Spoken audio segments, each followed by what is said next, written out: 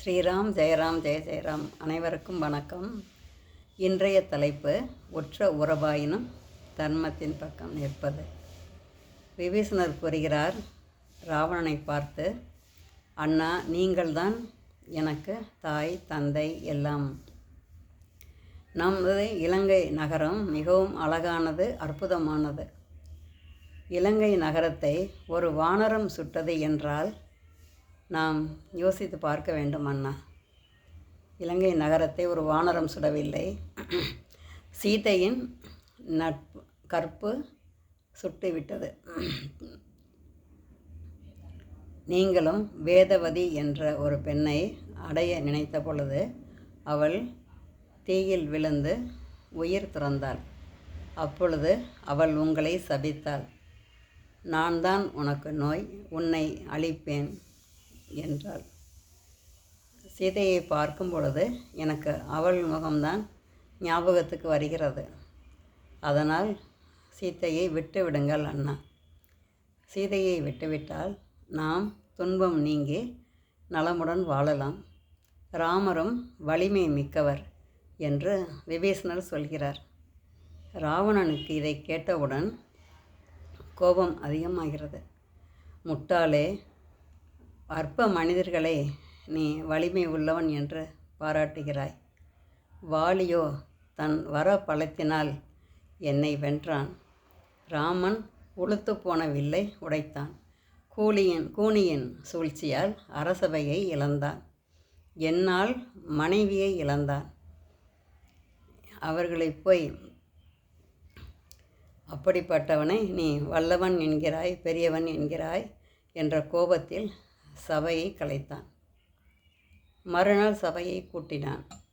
ஒரு முறை ராவணன் அனைவரையும் வென்ற பொழுது கைலாயத்துக்கு சென்று சிவனை பார்ப்பதற்காக போகிறான். அப்பொழுது நந்தி பார்ப்பதற்கு பார்க்க விடாமல் தடுத்து நிறுத்துகிறார்.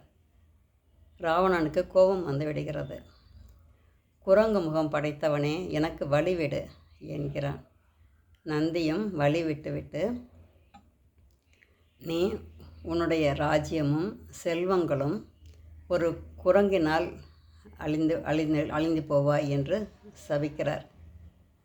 அதை விபீஷணர் இப்பொழுது ராவணனிடம் நினைவு கூறுகிறார். ஆனால் ராவணன் எதையும் காதில் வாங்குவதாக இல்லை.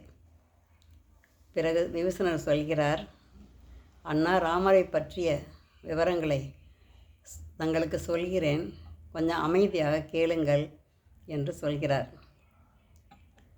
பிரம்மாவிற்கு நிகரான உலகை படைப்பேன் என்று விஸ்வாமித்திரர் பல காலம் தவமிருந்து சிவனிடம் பெற்ற படைக்கலங்களை ராமர் லட்சுமணனிடம் கொடுத்திருக்கிறார். ராமர் கையிலுள்ள வில்லானது மிகவும் சக்தி வாய்ந்தது. தாடகை, விராதன், கரண் ஆகியோரை அழித்து பலம் பொருந்திய வாளியின் மார்பில் ஊடுருவி இருக்கிறது.